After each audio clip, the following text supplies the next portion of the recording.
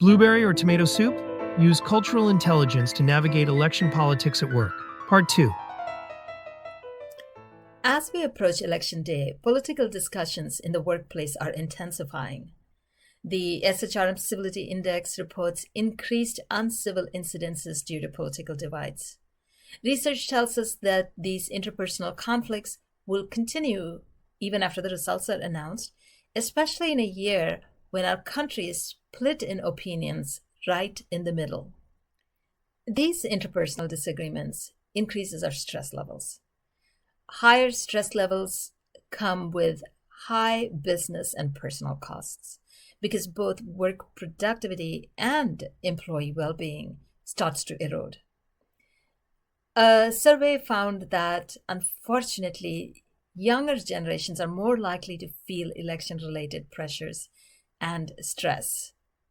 But what if companies can use cultural intelligence and situational intelligence to turn these tense conversations into opportunities for learning and growth?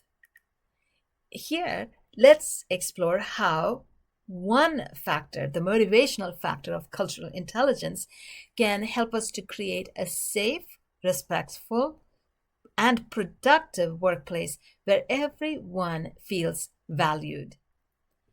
Motivation is one of the 4 factors of cultural intelligence. It simply is the inner desire we have and the energy that we are willing to invest in engaging with a different perspective or a different opinion. Now, there are 3 core parts to this motivational component of cultural intelligence. The first is intrinsic motivation, that is, my inner motivation. It just comes from within me. The second is extrinsic motivation. It is something from outside of me that prompts me to be motivated to do something. Then the third is self-efficacy. In workplace settings, intrinsic motivation is the internal, natural curiosity and desire that we have to understand others. This natural desire and curiosity, it helps us to be genuinely interested in a coworker's perspective or opinion or point of view, simply because it's different from our own. We're just curious to learn and to know. Then the second, extrinsic motivation, on the other hand, comes from external rewards. This might be a badge that comes on your Slack feed that you engaged well in a political conversation, or the CEO of a company sending a company-wide email saying that this department or this team had civil political conversations and we are celebrating it.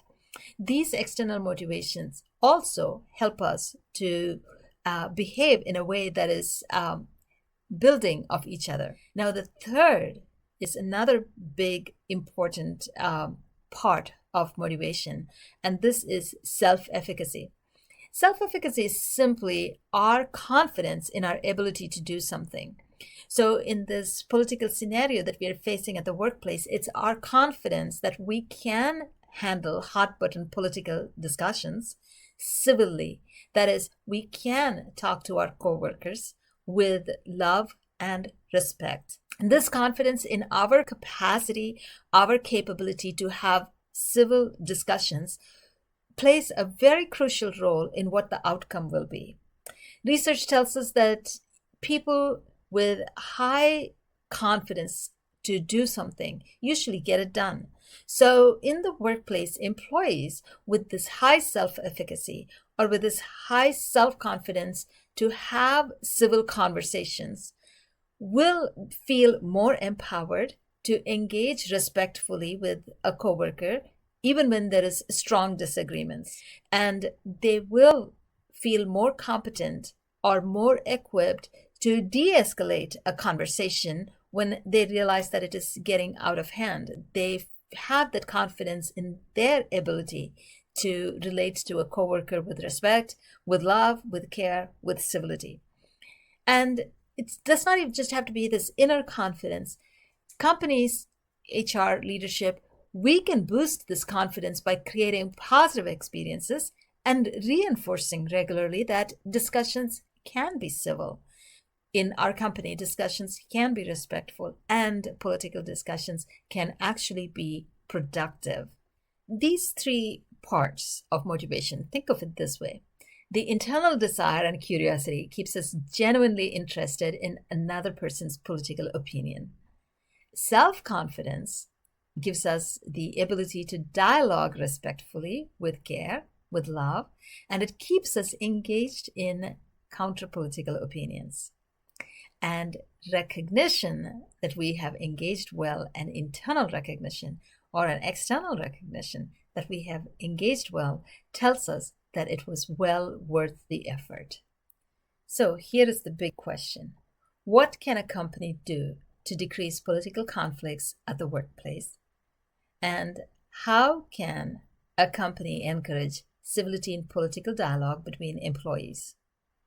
The answer starts with the company's leadership team's motivation and the CEO's motivation.